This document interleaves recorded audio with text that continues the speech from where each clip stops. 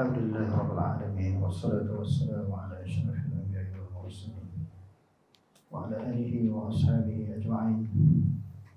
اللهم رب اشرح لي صدري ويسر لي أمري واحلل عقدة من لساني يفقهوا قولي ولا حول ولا قوة إلا بالله العلي العظيم. اللهم لا سهل إلا ما جعلته سهلا وأنت تجعل الحزن إن شئت سهلا. ربي يسر ولا تعسر وأتمم بالخير. أما بعد.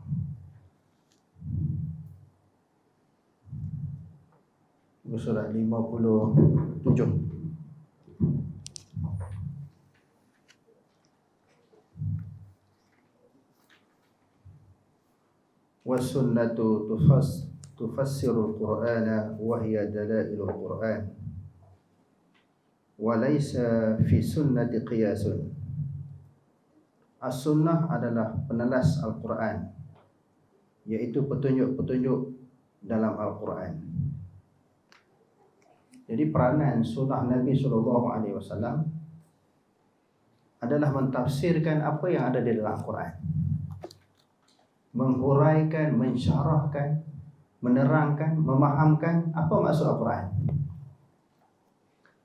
Sebab Al-Quran itu dia dalam bentuk matan. Kalau kita mengaji bahasa Arab dipanggil matan. Contohnya kita kata matan Jurumiyah. Matan Jurumiyah ni dia punya syarahnya Mukhtasar Jiddan, Makudi, Syekh Khalid dan sebagainya. Macam Quran, sebuah Quran itu ditafsirkan dengan banyak kitab tafsir. Contohnya kita kata apa dia? Tafsir Ibnu Katsir, Tafsir Ruhul Ma'ani, Ruhul Bayan, Tafsir Jalalain, Tafsir Hamka Al-Azhar. Beratus-ratus jenis tafsir. Kita pun tak ingat hebatnya para ulama ni nak tafsir sebuah Quran tu.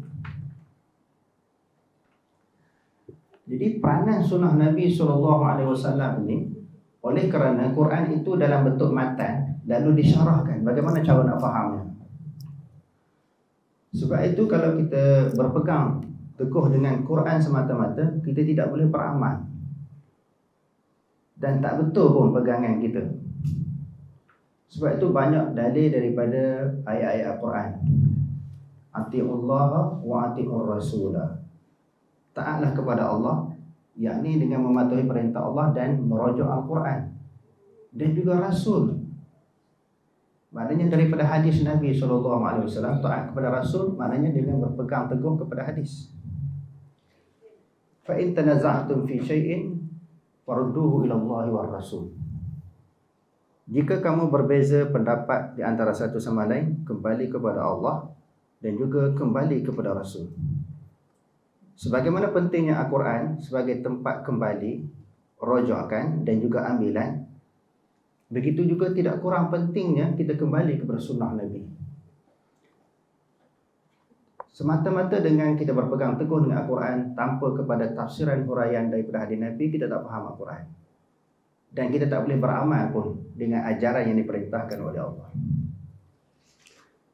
Sebagai contohnya yang kita sebut pada bulan lepas, perlunya kepada tafsiran daripada hadis Nabi ini untuk memahami Al-Quran.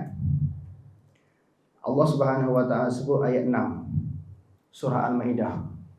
Ya ayyuhalladzina amanu idza qumtum ila sholati faghsilu wujuhakum wa aydiyakum ila al-marafiq wamsahu bi ru'usikum wa arjulakum ila al-ka'bayn wa in kuntum junuban fattahharu.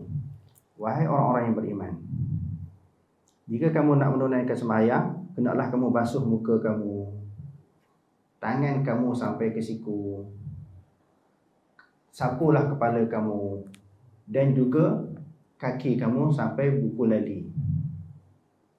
Jadi kaki ini wa arjulikum ka wa arjulakum. Kalau wa arjulakum atas daripada yadain, aidikum, atas daripada aidi, maknanya tangan kita basuh. Jadi kaki pun kita basuh. Kalau kita baca arjulikum bagi bawah, ataf kepada kepala, famsahu bi ru'usikum, kepala kita sapu ketika kita mengambil air sembahyang, kaki pun sapu jugalah. Jadi di sudut i'rabnya dua-duanya betul. Ataf itu kembali kepada ru'usikum ataupun aidikum. Boleh dua-dua.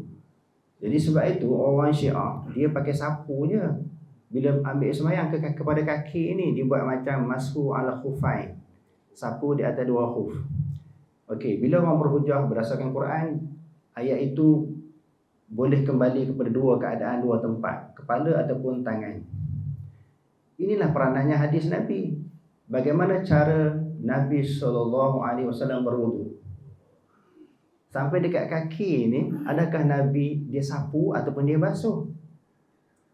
Kita baca hadis Nabi, bila kita mengaji, semua amalan yang dilakukan oleh Nabi SAW ketika mengambil sembahyang, Nabi tak sapu.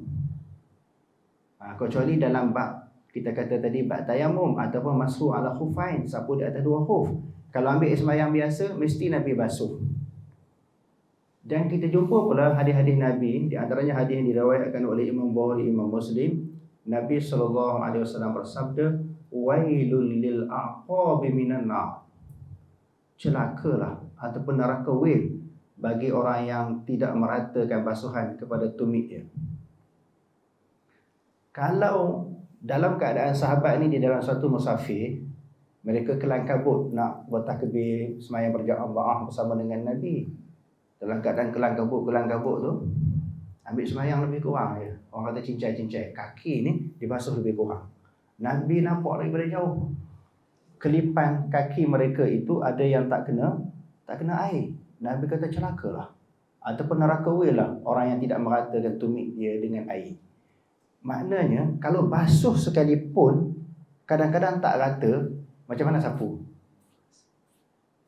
Jadi Quran ini untuk kita memahaminya dengan lebih lanjut mesti tengok kepada hadis Nabi. Dan begitu juga Allah Ta'ala kata aqimus solah, tunaikan sembahyang. Macam mana kita nak sembahyang dengan sempurna? Tak lain tak bukan tengok hadis Nabi. Bagaimana Nabi ajar sembahyang, bermula daripada takbir sampai bagi salam. Semua Nabi cerita bagaimana cara rukuk, i'tidal, qiyam, sujud, duduk antara sujud, semua ada dalam hadis. Ada pun dalam Quran tak cerita detail. Sebab tu saya sebutkan tadi bahawa Quran itu dia matan, hadis itu syarah. Sampai dekat masalah puasa, dalam Quran tak cerita perkara batal puasa, macam mana ada keadaan tertentu boleh berbuka, puasa tu berapa hari pula, semua disebut dalam hadis Nabi. Masalah zakat, wa atuz zakah, tunaikan zakat, haul dan nisab tak sebut di dalam Quran. Diperincikan melalui hadis Nabi SAW. Dalam Al-Quran Allah Ta'ala kata, az-zaniyatu waz-zani fajlidu kulla wahidin minhuma mi'atal jaldah. Orang perempuan yang berzina dan lelaki yang berzina sebab 100 kali. Nak sebab bagaimana kafiat sebab? Kayu besar mana? Dengan tongkat ke, batang cangkui ke, dengan rotan ke, tak diperincikan. Diperinci melalui hadis Nabi. Kerat tangan, kita nak kerat sampai sekat mana? Wasariqu wasariqatu faqta'u aydiyahuma. Orang lelaki yang mencuri, perempuan yang mencuri, kerat tangan. Sekat mana nak kerat? Sekat ni pun tangan juga, sini pun tangan juga. Tapi bila tengok hadis-hadis Nabi, kerat di sini. Jadi kesimpulannya, sunnah itu adalah mentafsirkan Al-Quran. Dia adalah merupakan dalil kepada Al-Quran. Walaysa fi sunnati qiyasun. Dalam sunnah tidak ada qiyas. Perkataannya di dalam as-sunnah tidak ada qiyas, iaitu tidak ada qiyas dalam masalah akidah. Dalam masalah akidah tak boleh nak qiyas. Kerana akidah merupakan kepercayaan, keimanan, pegangan di dalam hati. Sebab itu akidah ni dia kata aminu billahi wa rasul. Ada ayat dia kata aminu billahi wa rasulih, beriman kepada Allah dan Rasul. Beriman ini percaya tanpa bedah siasat. Macam mana kita kata beriman kepada Allah? Kita nak kenal zat Allah melalui sifat dia. Zat kita tak boleh kesan. Kita hanya mendapat memahami melalui sifat-sifat Allah. Masalah dosa, pahala, syurga, neraka, malaikat, semua berkaitan dengan isu akidah. Kita tak boleh nak qiyas. Kalau kias maknanya ada perbandingan. Bila ada perbandingan, maknanya ada contoh. Contoh tu benda yang kita dapat lihat, dapat sentuh, dapat zahirkan, dapat jelma di alam musyahadah. Allah Ta'ala bukan begitu. Macam mana kita nak kias? Contohnya kita kata, Allah Ta'ala sebut dalam Quran, dalam hadis kan, Allah Ta'ala ada tangan, ada mata, ada muka. Lalu yang dimaksudkan tangan, muka ini dan juga mata adalah sifat. Bila dikiaskan, orang kata, kalau kata Allah Ta'ala ada tangan, kalau kata sudah tentu sama dengan makhluk, kias dengan makhluk. Sebab tu tak boleh kias. Tak boleh kias. Kalau kata Allah Ta'ala ada tangan, samalah dengan makhluk ada tangan. Bila ada tangan pula, ada jari, ada tulang, ada darah, ada urat, ada kulit. Kita main kias lagu tu. Di dalam masalah isu akidah tak boleh. Dia suruh beriman sahaja, percaya sahaja. Sebenarnya kita nak bagi Allah Ta'ala ikut kita kan? Kita nak ikut Allah. Tentang sifat-sifat Allah. Kita nak faham sifat-sifat Allah sebagaimana yang Allah Ta'ala sebut dan Nabi sebut ke? Ataupun kita nak faham mesti sesuai dengan akal. Selagi mana sifat-sifat Allah tak sesuai dengan akal, dia bukan sifat Allah, lalu ditolak, itu salah. Sebab tu dia kata dalam sunnah tidak ada qiyas di dalam isu akidah, bukan isu fiqh. Isu fiqh boleh qiyas. Contohnya arak. Arak zaman sekarang ni tak, buatan dia, alat-alat dia tak sama, bahan-bahan buatan dia tak sama macam dulu, tetapi sifat yang sama, iaitu memabukkan. Di sini ulama qiyas. Yang tu tak apa dalam isu fiqh. Ataupun adapun di dalam isu akidah tak boleh qiyas. Sebab tu dia kata iaitu tidak ada qiyas dalam masalah akidah. Nak qiyas memang tak boleh Fala tadribu lillahil amsal. Jangan kamu bandingkan Allah Ta'ala dengan sesuatu. Kita nak banding macam mana? Dah tentu mukhalafah. Kita duk mengaji dah lama dah mukhalafatuhu ta'ala lil hawadis. Mukhalafatuhu ta'ala lil hawadis. Walam yakul lahu kufuwan ahad. Duk mengaji lama dah. Tapi sampai tentang sifat Allah Ta'ala nak qiyas juga. Sedangkan dalam masalah akidah sebagaimana yang disebut oleh Imam Ahmad bin Hanbal, tidak boleh qiyas. Kalau qiyas pun dia tak akan samalah sebab dia mukhalafah. Yang ada hanyalah nas-nas qat'i. Nas-nas qat'i maknanya nas yang pasti. Qat'i lawan dia zanni. Kalau zon tak apalah kita berbeza pendapat. Aula mastumun nisaa. Di antara perkara yang membatalkan air semayang sentuh perempuan. Ada yang kata sentuh dengan makna zahir, sentuh tangan, ada dengan makna jima', ada yang kata sentuh dengan syahwat. Itu tak apalah benda-benda yang berkaitan dengan zon. Apa lagi yang Allah Ta'ala sebut dia dalam bentuk zon? Di dalam Al-Quran banyak. Lalu kita boleh berbeza pendapat di dalam masalah ini dan boleh digunakan qiyas. Tidak ada masalah. Tetapi hukum yang qat'i yang pasti dan taufiqiyah, terhenti dengan dalil Quran dan hadis. Taufiqiyah, tauqif maknanya berhenti. Tauqifiyah maknanya berhenti kerana masalah akidah tidak dapat difahami dengan akal fikiran mereka. Mereka ni maknanya manusia lah. Tak boleh nak faham dengan akal. Orang kata terak. Terak ni langgar juga. Di sini orang panggil apa? Terak ni langgar. Cuba juga kita perah otak kita untuk faham benda tu dengan akal. Tak boleh. Kemampuan akal kita terbatas. Setelah mana kita boleh pergi? Macam mana kita sebagai manusia, makhluk baharu, nak faham sifat Allah Ta'ala yang qadim? Cuba terak nak faham dengan akal kita. Duk paksa akal nak faham sifat Allah. Tak boleh pergi. Akhirnya kita kena buat macam mana? Serah. Dia kata macam tu. Dia tauqif. Dia terhenti dengan arahan Quran dan arahan Rasul. Kita pegang yang tu je. Tak perlu kita nak bedah siasat. Kalau kita nak cuba bedah siasat, kita akan jadi pening, tak akan faham sampai itu sudah. Di antara hadis-hadis yang sebut hadis sifat ataupun hadis mutasyabihat, bila Allah Ta'ala ketawa kepada ahli syurga, orang yang akhir sekali masuk syurga, Nabi ketika menceritakan keadaan Allah Ta'ala ketawa, Nabi pun ketawa. Adakah Nabi musyabbihah, menyamakan dia dengan Allah, ketawa Nabi dengan ketawa Allah? Dan pula perawi hadis bila menceritakan tu, Dia sampaikan hadis itu dan dia ketawa juga sebab Nabi ketawa. Adakah dia juga mentasyabuhkan diri dia dengan Allah Ta'ala? Jadi macam mana ketawa sahabat? Bagaimana ketawa Nabi? Bagaimana ketawa Allah? Adakah sama? Sudah tentu mukhalafah. Ad-dah disebut al-farah, ad-dah sebahagian daripada sifat Allah yang mukhalafah. Yang kita dok mengaji wujud qidam wa qam mukhalafatahu ta'ala lil hawadi qiyamuhu li nafsihi wa daniyat qudrat iradat sama wa sakalam itu kan. Sifat dah, farah itu semua tak mengaji. Dia sampai sifat ni, oi ni macam sama kan Allah Ta'ala dengan makhluk. Tak sama lah sebab dia mukhalafah. Nak faham macam mana? Tak boleh difahami dengan akal semata-mata. Akal dia tak boleh nak terok pergi. Jadi sebut ketawa, ketawa yang sesuai dengan dia. Tangan yang sesuai dengan Allah. Mata yang sesuai dengan Allah. Allah Ta'ala gembira sesuai dengan dia. Jadi semua surah kepada Allah Ta'ala.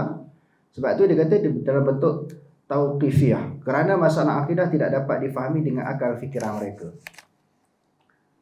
Jadi golongan yang menggunakan akal, banyak mengenengahkan akal fikiran untuk memahami sifat-sifat Allah adalah golongan Jahmiyah dan juga Mu'tazilah. Banyak guna akal.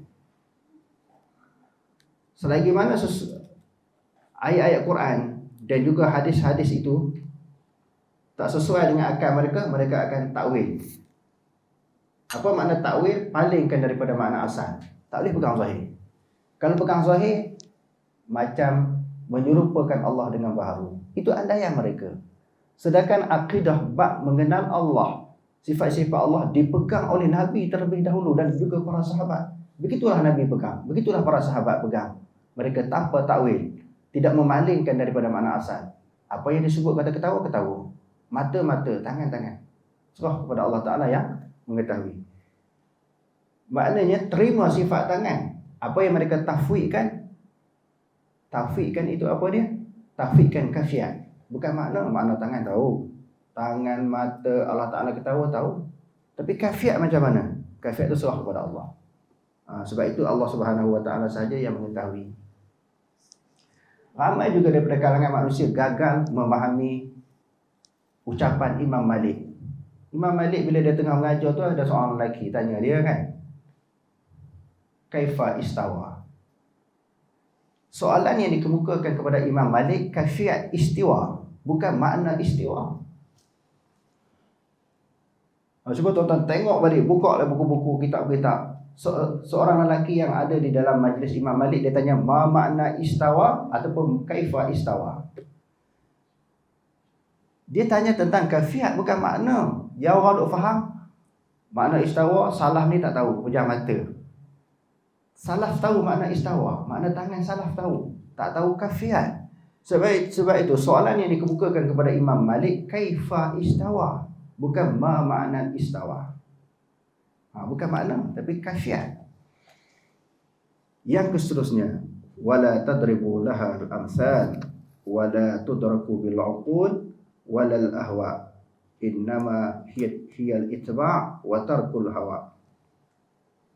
Wa min as-sunnati al-lazimati allati man taraka minha khaslatan lam yaqulha wa yu'min biha lam yakun min ahliha. As-sunnah tidak boleh dibuat pemisalan dan tidak dapat diukur dengan akal dan hawa nafsu. Akan tetapi dengan ittiba' dan meninggalkan hawa nafsu. Tengok. Nak faham hadis Nabi ni ikut akal, tak boleh nak faham. Sebab itu ada perkara-perkara yang disebut oleh Nabi itu difahami oleh ulama dengan amrul ta'abbudi. Amrul ta'abbudi. Perintah bagi melahirkan perhambaan. Kita tengok contoh di sini. Dia kata Abu Hurairah meriwayatkan daripada Nabi sallallahu alaihi wasallam sebuah hadis, al-wudu'u mimma massatin nar. Hendaklah berwuduk setelah memakan makanan yang terkena api. Kenapa kena ambil sembahyang? Bukan pas makan tu kentut ke? Tak ada. Dah Nabi kata macam tu. Selain daripada isu akidah ni, kalau bab fiqh yang kita tak dapat nak kesan dengan pemikiran kita, terima je lah. Dan Nabi cakap. Maka ada seorang sahabat berkata kepada Abu Hurairah, tidakkah kamu perintahkan mereka agar berwuduk setelah minum air panas? Makan daging yang dibakar, yang dimasak. Dalam hadis kata ambil sembahyang. Lalu sahabat kata kalau gitu minum air panas, air kopi ke teh ke, minum air yang dimasak bukan air suam. Sama dengan daging yang dibakar tadi. Daging yang disentuh api. Kenapa yang ni kamu tak perintahkan orang berwudu mengambil air sembahyang setelah minum air panas? Maka ia menjawab, wahai anak saudaraku, jika aku menyampaikan kepada kamu hadis Nabi, maka janganlah kamu membuat pemisalan-pemisalan untuknya. Jangan buat andaian-andaian contoh-contoh yang lain. Nabi sebut tentang daging yang disentuh api.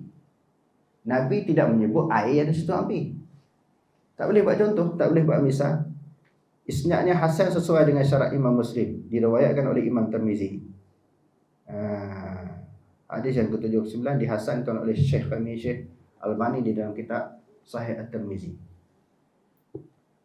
Di antara contoh-contoh yang lain yang kita selalu sebut di dalam pengajian kita tentang masalah hadis. Hadis yang berkaitan dengan jilatan anjing. Wa idza walaghal kalbu fi ina'i ahadikum falyaghsilhu sab'a marratin ihdahunna bit-turab. Apabila anjing menjilat pinggan mangkuk kamu. Jadi pinggan mangkuk yang ada sisa baki makanan tu anjing suka jilat macam kucing dan sebagainya. Jadi hendaklah dibasuh 7 kali. Kita dah belajar dalam mazhab Syafi'i. Berdasarkan kepada hadis itu basuh 7 kali lah. Sekali dengan air tanah kan. Basuh air tanah yang pertama, lepas tu diikuti dengan air bersih 6 kali. Tapi kalau kita baca dah semua hadis-hadis yang berkaitan dengan jilatan anjing ini, dia boleh yang terakhir pun boleh. Ada hadis yang kata ulahunna bit-turab, ada hadis kata ukhrahunna bit-turab. Ada hadis mengatakan ihdahunna bit-turab. Air tanah yang pertama. Ada hadis kata air tanah tu yang last sekali. Ada hadis kata air tanah tu salah satu daripada yang 7 itu. Jadi ulama buat kesimpulan boleh letak mana-mana satu. Nak letak air tanah yang last pun boleh. Tapi kalau kita belajar fiqh sahaja, air tanah mesti yang awal kan. Air tanah tu dulu diikuti dengan air 6 air yang bersih. Tapi dalam hadis dia cerita 3 keadaan ini. Tak semesti yang terawal. Tetapi bila kita letakkan air tanah yang terakhir, masih ada baki kotoran tanah, diikuti dengan yang ke-8, ke-9 pula kan. Sebab itu sebaik-baiknya air tanah yang terawal. Okey. Bagi mazhab Abu Hanifah 3 kali je tanpa air tanah, jilatan anjing. Mazhab Maliki sekali sahaja tanpa air tanah. Yang tu pun selalu kita sebut, saya ulangi sebagai contoh.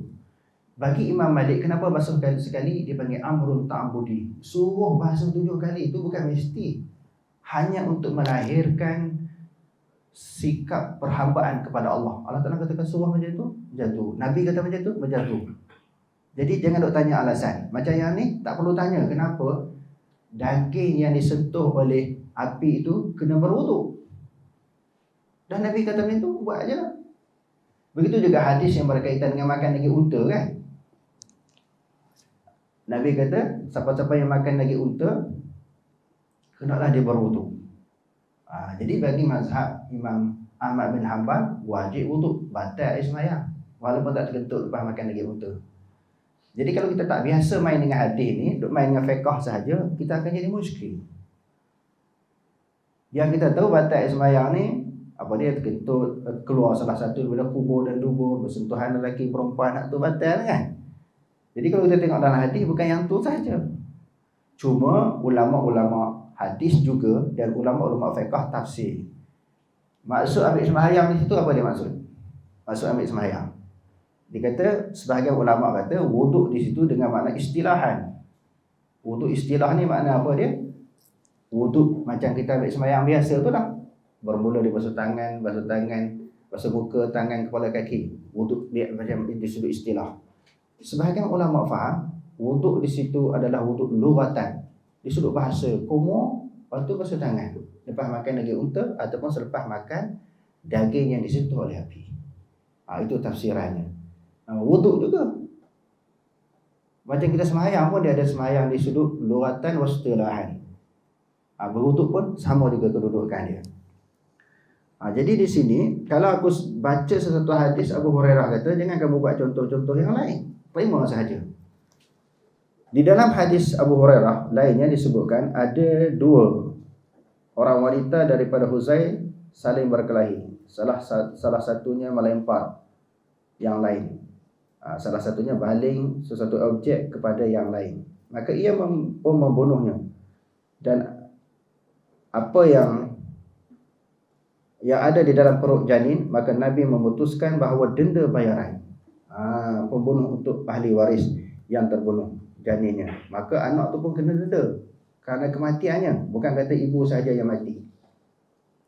Adalah seorang anak lelaki atau anak perempuan yang tidak mandu, dan Nabi memutuskan pembayaran denda wanita terbunuh itu kepada ahli pembunuh, dan Nabi mewariskan denda itu kepada anaknya, wanita yang terbunuh, dan orang-orang yang bersamanya.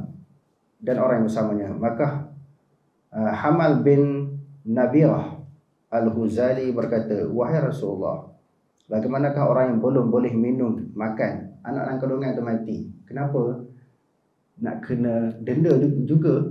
Sebab kematian dia, sebab dia tak boleh makan, tak boleh minum. Masa tu okey. Kalau hak yang boleh makan, boleh minum mati, wajar, munasabah kena bayar denda. Tapi anak dalam kandungan tu mati, kenapa perlu juga dibayar denda? Berkata dan menjerit, harus dibayar dendanya. Dia tak boleh menjerit, tak boleh bercakap, tak boleh berkata-kata. Tidakkah orang seperti itu sia-sia sahaja darahnya? Kenapa nak kena denda anak yang mati di dalam kandungan? Maka Rasulullah SAW menjawab, sesungguhnya orang itu tidak lain adalah pengikut para bomoh, disebabkan sejak perkataan-perkataan dan hujung kalimatnya. Itu maknanya pegangan, andaian, pendirian bomoh. Maka orang yang macam tu tak perlu dibayar denda. Sedangkan Nabi SAW kata kena bayar denda walaupun anak di dalam kandungan. Diriwayatkan oleh Al-Bukhari dan Muslim serta selainnya.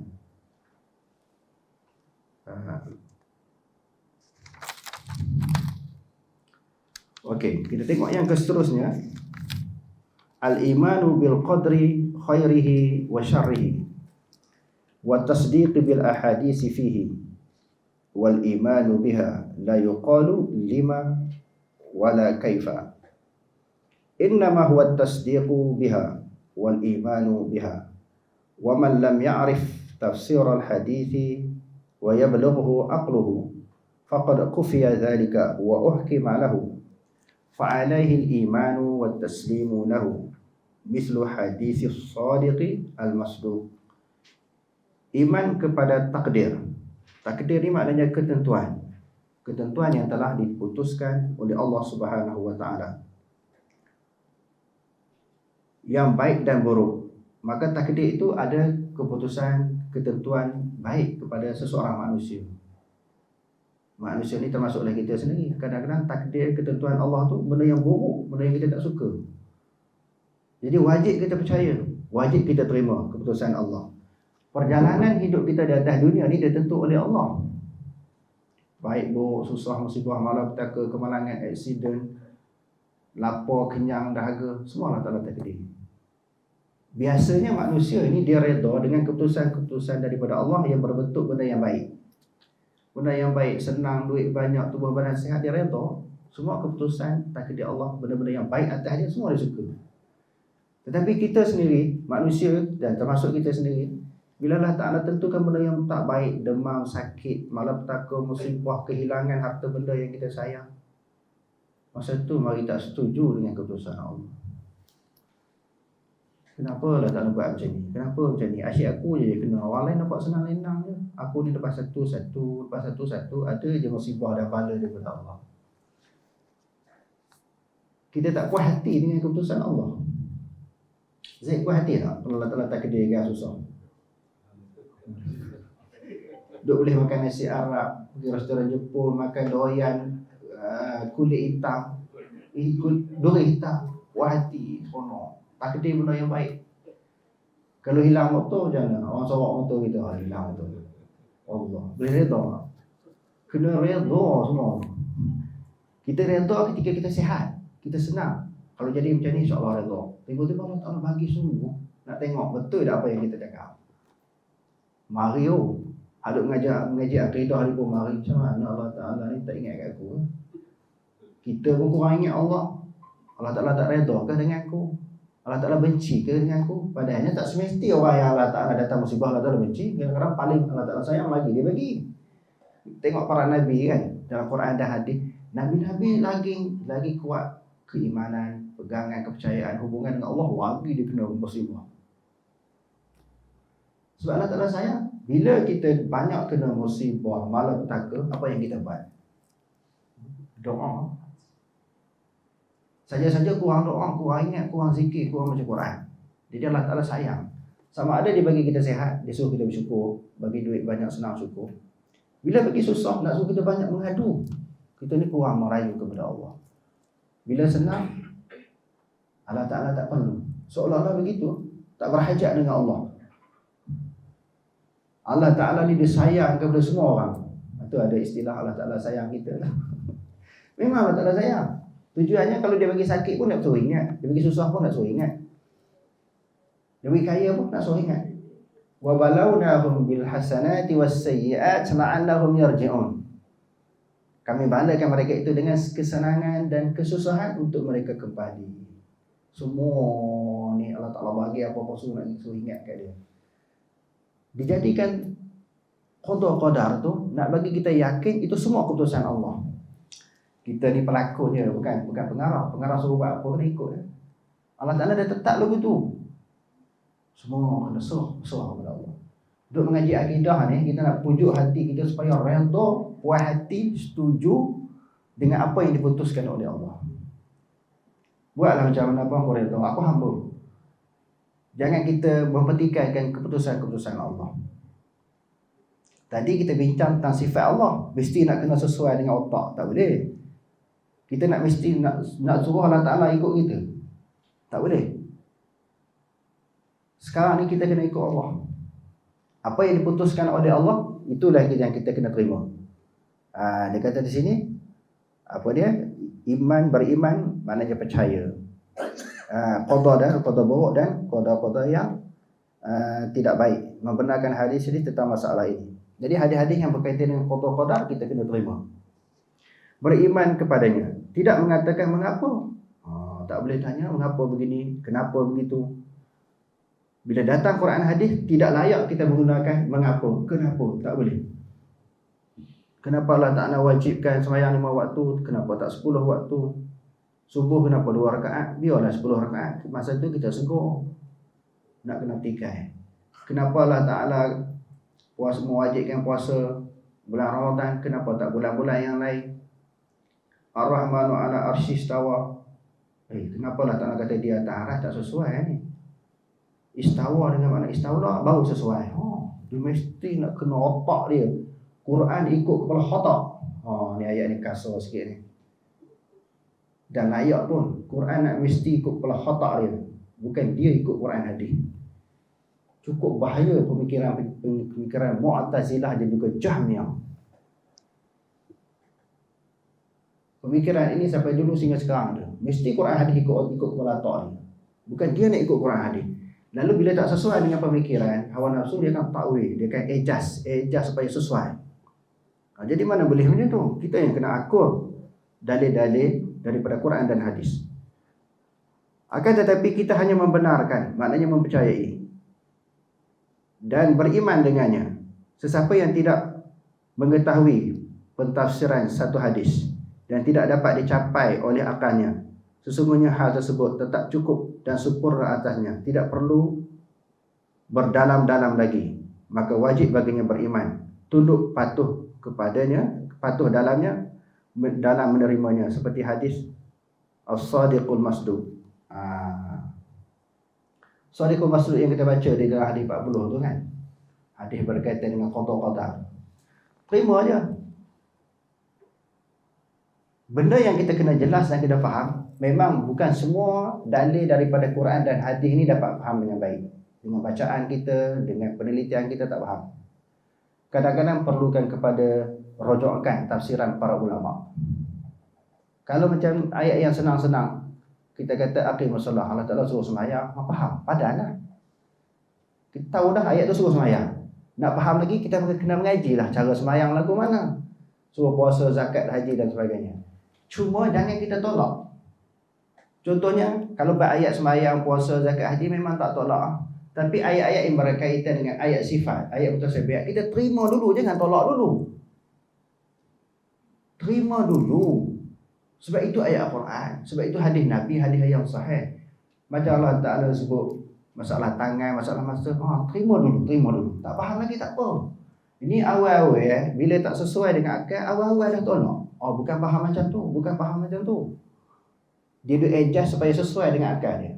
Jadi Imam Ahmad sebut, kalau kita nak faham sunnah, dia ada 50 usul lebih kurang. Tak lama lagi kita habis ngaji ni. Usul sunnah ni lebih kurang ada 50. Bagaimana cara nak faham sunnah Nabi?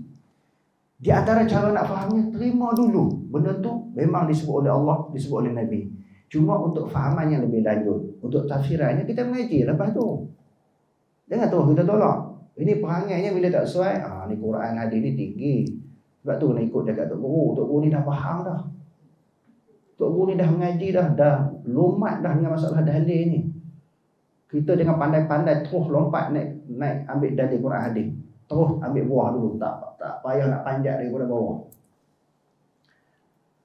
Mutaakhir ini jelas. Golongan yang berpendirian begitu mesti nak ikut buah Tok Guru. Berapa ramai Tok Guru di akhir zaman ni banyak tersilap, tersasul, tergelincir, bertentangan tindakan mereka, pandangan mereka dengan Quran dan hadis. Tak ada jaminan pegang pendapat Ustaz, Tok Guru, Maulana jadi betul semua, tak ada jaminan. Kena ingat, hebatlah Tok Guru macam mana, alim macam mana, Maulana alim macam mana, tidak selamat daripada kesilapan. Sebab Nabi dah sebut tinggal dua perkara, dua perintah. Taraktu fikum amrayn lan tadillu ma tamassaktum bihi ma kitaballah wa sunnati. Hak duk orang duk faham selama ni pegang buah Tok Guru, akhirnya Allah Ta'ala bongkar satu buah Tok Guru ni bukan satunya betul dan bukan semuanya salah. Ada betul, ada salah. Jadi tak boleh kita anggap perkataan Tok Guru, pendapat Tok Guru ni sama dengan hadis Nabi. Tak boleh. Kita jangan menganggap perkataan Tok Guru tu sama dengan Quran dan pendirian Tok Guru tu sama dengan hadis. Perjalanan Tok Guru tu sama ikut Nabi. Tak. Sebab itu kita kena belajar Quran dan hadis. Apa yang kita nak kempen sekarang ni bukan ikut kita. Saya duduk berdatang malam bagi kuliah di Batam sini. Kita duduk baca dari Quran hadis, nak ikut Quran hadis. Tuan-tuan tak ikut saya tak heran, saya suka. Seronok pula. Saya ni tak ada pengikut, tak ada pengaruh, alhamdulillah. Ikut Quran hadis. Bila kita mati tu kita sepuas hati. Sebab kalau ikut kita, perjalanan kita belum tentu betul. Daripada bangun tidur sehingga kita tidur semula. Banyak benda yang lara yang tak betul. Kalau ikut kita, jangan ikut Tok Guru. Ikut Quran hadis. Sebab itu Tok Guru kena bersusah payah. Kena study, kena murajaah, kena baik membaca, nak memahami Quran hadis. Nak ajak orang semua ikut Quran hadis. Jangan ikut dia. Kalau ikut kita ni berat tuan-tuan. Kalau 100 Tok Guru, 100 perangai, 100 cara. Mana satu yang betul? Jadi sudah cukup untuk menjadi pengajaran kepada kita semua. Apa yang berlaku sehari dua ni tak betul kalau ikut Tok Guru 100%. Cakap-cakap Tok Guru tu betul selagi mana ada dalil daripada Quran hadis sesuai perkataan dia, sejajar apa yang disampaikan itu berdasarkan kepada dalil Quran hadis. Kita tengok para sahabat. Para sahabat lebih alim daripada kita, daripada para ulama yang ada di zaman sekarang. Mereka sangat-sangat memahami Quran dan hadis. Pun begitu, bila timbul sesuatu isu, mereka nak cari hati. Patutnya bagi pandangan sendiri ya. Masyhur hadis tentang Sayyidina Umar nak pergi ke negeri Syam. Berlaku penyakit wabak ta'un. Nak masuk ke tak nak masuk kan? Sayyidina Umar patutnya boleh dah ijtihad. Nak banding dengan kita, alim Sayyidina Umar. Nak banding dengan Tok Guru Pondok, alim Sayyidina Umar. Nak banding dengan Mufti, alim Sayyidina Umar. Nak banding dengan Jakib, alim Sayyidina Umar. Nak banding dengan ahli majlis fatwa, alim Sayyidina Umar. Sayyidina Umar tidak layak berijtihad ke? Bahkan beberapa cadangan Sayyidina Umar penyebab kepada turunnya wahyu. Beberapa cadangan kepada Sayyidina Umar penyebab turunnya wahyu. Bila tengok isteri Nabi selalu keluar rumah, orang pun banyak tanya soalan-soalan kepada isteri Nabi. Sayyidina Umar tanya, alangkah baiknya isteri Nabi ini pakai hijab. Turunnya ayat hijab, wa idza sa'altumuhunna fas'aluhunna min wara'i hijab. Cadangan Sayyidina Umar penyebab turun Al-Quran. Sayyidina Umar bagi cadangan tawaf 7 kali. Lepas tawaf tu, alangkah baiknya sembahyang di makam Ibrahim. Turunnya ayat Al-Quran, jadikan sembahyang Ibrahim maqam musaddah, fattakhidhu maqam Ibrahim musaddah. Jadikanlah makam Ibrahim itu sebagai tempat sembahyang sunat tawaf. Jadi pada ketika itu Sayyidina Umar boleh tak bagi istihad? Dia tak berani. Dia tanya kumpul sahabat, kamu ada dengar tak tentang hadis Nabi? Sahabat kata ada dengar. Lalu sahabat bagi pandangan hadis Nabi itu, kalau dah ada penyakit di situ kan, jangan masuk lagi. Kalau hadis itu jangan keluar. Lepas tu orang tanya lari pada takdir Allah. Tak. Keluar daripada takdir Allah, pergi kepada takdir Allah yang lain. Apa yang nak diceritakan di sini? Maka tak lari. Patutnya dipanggil bagi edit sendiri. Tak. Mesti nak cari hadis Nabi. Zaman kita sekarang ni dah 1000 tahun lebih dah. Nabi tinggal kita. Dah jauh dengan hadis Nabi. Hadis pun kita tak tahu. Hadis pun kita tak mengaji. Sudah tentu pandangan-pandangan itu terlalu jauh, terlalu asing dengan Quran dan hadis. Lebih-lebih lagi kena kembali balik,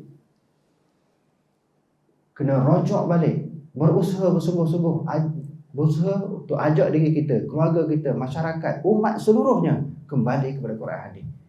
Inilah usaha-usaha yang perlu gigih dilaksanakan. Kalau tidak, hancur umat ini, hancur. Sebab apa saya kata hancur? Saya ni orang panggil ustaz. Walaupun ustaz cokia, ustaz kampung, orang panggil ustaz juga. Saya pun ada anak murid. Saya bawa cara pembawaan saya. Bawa orang ada pengaruh. Mari pula Ustaz Amri. Dia pun keturunan Syekh Idris Marbawi. Wah, aku ni pakai sorban lebih kurang, selempang lebih kurang, pegang tasbih kan. Bawa pula ikut dia. Pergi pula. Naik orang ustaz lain, Tok Guru lain pula bawa pula bawa pengikut kepada ajaran, kepada pendirian, kepada cara masing-masing. Sampai bila orang nak ikut Quran hadis? Berapa ribu ustaz dalam dunia ni, di Malaysia saja. Berapa ribu Maulana dalam dunia, kau nak bawa ikut sendiri, ajaran sendiri. Berapa ribu pula habib dalam dunia. Jadi Quran hadis siapa yang nak ikut? Dia ajak ikut peribadi masing-masing, ada pengaruh, dapatlah kesenangan. Sebab anak-anak murid ni dia fanatik dengan Tok Guru. Lepas tu nak bagi fanatik lagi, selalu bagi ijazah. Ijazah pakai sorban, ijazah tasbih pun ada ijazah. Ijazah pakai selempang, semua ada ijazah. Faham ni? Bila orang lain tak boleh buat, kita saja boleh buat, orang kata kita hebat. Anak murid mesti fanatik. Sebab Tok Guru dia, kemampuan, kebolehan Tok Guru dia, Tok Guru lain tak boleh nak buat. Dia pun canang lah dalam Facebook, dalam YouTube, hebat Tok Guru dia ni, Tok Guru pun sono. Itu jadi bahaya gitu.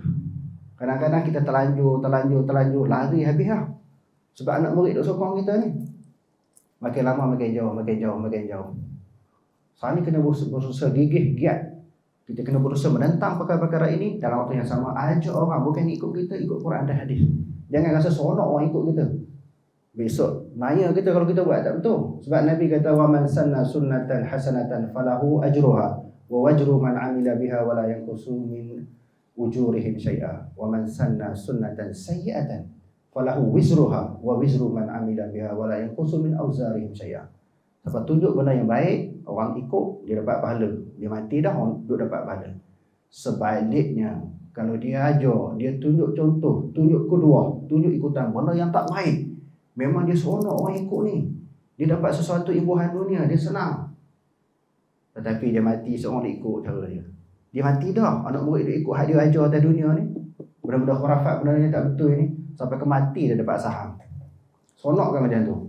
Atas dunia memang seronok, dapat welfare, alpat kan, mesti orang bagi macam-macam, seronok lah.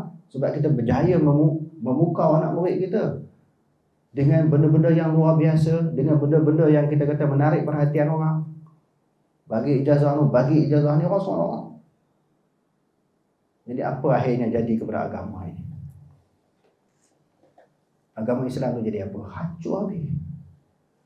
Sekarang ni kalau Fatwa-fatwa pun orang tak pakai. Kadang-kadang fatwa pun ada kepentingan yang tertentu. Benda yang terang-terang dari Quran hadis kata tak boleh, dia akan jadi boleh. Ikut kepentingan pihak-pihak tertentu. Kalau upacara memuja roh terang-terang kata salah, dikatakan boleh, itu jadi bahaya tuan-tuan. Akhirnya kembali kepada dua ni. Tuan-tuan nak agak siapa? Orang alim, tok guru, majlis fatwa ke apa ke, kadang-kadang boleh silap. Saya tak kata semua silap. Jangan buat silap bagi urasan. Kadang-kadang boleh jadi silap, tapi Quran dan hadis dah tentu tak silap. Kerana orang pandai dia nak ambil isu apa nak kena kan. Kita kata bukan semua silap. Kadang-kadang boleh tak jadi berlaku silap? Boleh silap manusia.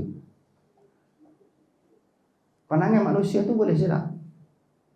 Tetapi Quran dan hadis tidak akan silap. Cuma kadang-kadang kita lah silap di dalam memahami Quran dan hadis. Jadi kita masuk yang apa? Yang ke habis dah. Kita berhenti dulu setakat tu. InsyaAllah bulan depan panjang umur kita akan sambung kepada bab ataupun tajuk yang berikutnya. Wallahu a'lam. Aqulu qouli hadza wa astaghfirullah li wa lakum. Wassalamualaikum warahmatullahi taala wabarakatuh.